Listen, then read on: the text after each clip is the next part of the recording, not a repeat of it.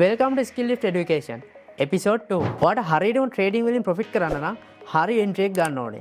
ඉතින් මේ හරි එන්ට්‍රි එක ගන්න ඔයාට වැදගත් වෙන්නේ ට්‍රේඩින් view එක. අපි අද කතා කරන්නේ මේ ට්‍රේඩින් view එක හදාගෙන කොහොමද හරියට මේක යූස් කරන්න කියලා. ට්‍රේඩින් view account එක ක්‍රියේට් කරගන්න කලින් ඔයා මුලින්ම කරන්න ඕනේ ඔයාගේ browser එකට යන්න. browser එකට ගිහිල්ලා මෙන්න මේ විදිහට ඔයාට search කරගන්න පුළුවන්. www.tradingview.com ඔයා TradingView වෙබ්සයිට් එකට ගියාට පස්සේ මෙන්න මේ වගේ ඉන්ටර්ෆේස් එකක් තමයි ඔයාට එන්නේ.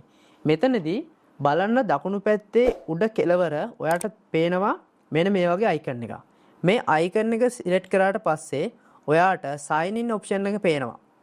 මේ sign in option එක දුන්නාට පස්සේ ඔයාට Google account එකක් පාවිච්චි කරලා මේ account එක create කරන්න පුළුවන්. ඔයා මතක තියාගන්න ඔයාගේ Google account එක මේ browser එකට add කරලා තියෙන්න ඕනේ.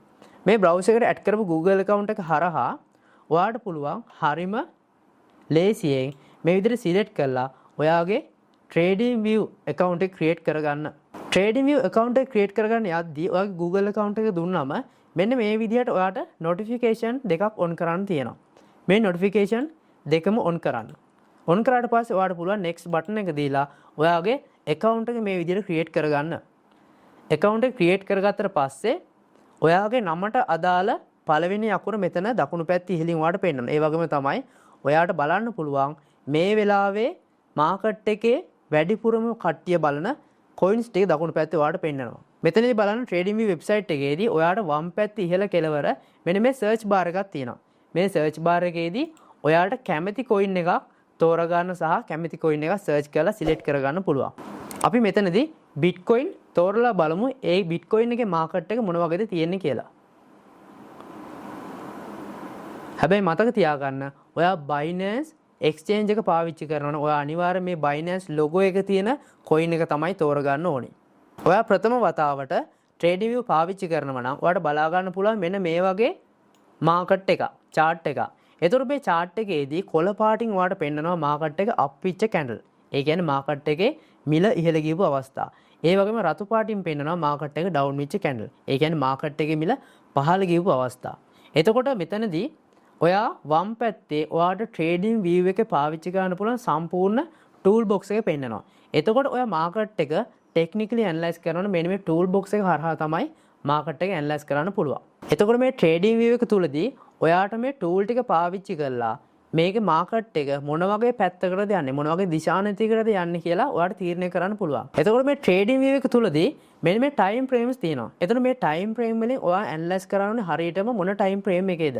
ඒ වගේම තමයි ඔයාට මෙතන දකුණු පැත්තේ indicators තියෙනවා.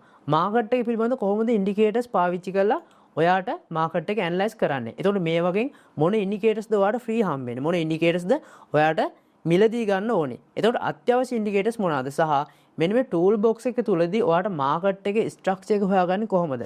market එකේ දිශානතිය, market එකේ highs ටික, market එකේ lows ටික මේ ටික හොයාගන්නේ කොහොමද? ඒ වගේම තමයි ඔයාට market එක තුලදී කොයි වගේ profit එකක් ගන්න පුළුවන්ද? කොච්චර profit එකක් ඔයාට අනාගතයේදී ගන්න පුළුවන්ද? සහ ඔයා spot trading කරනවා නම් සහ ඔයා future trading කරනවා නම් ඔයා spot trading තුලදී buy කරන්න ඕනි මොන coinද? ඔයා future trading කරද්දී ඔයා market එක up වෙන්නේ මොන වෙලාවෙද? market එක down වෙන්නේ මොන වෙලාවෙද?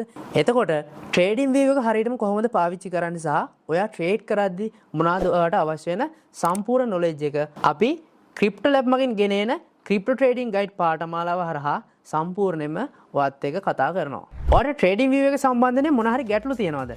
පල්ලෙහෙන් කමෙන්ට් කරන්න. මේ විදිහට ක්‍රිප්ටෝ දැනුම නොමිලේම ගන්න Skill Lift Education YouTube channel එක subscribe කරලා තියාගන්න.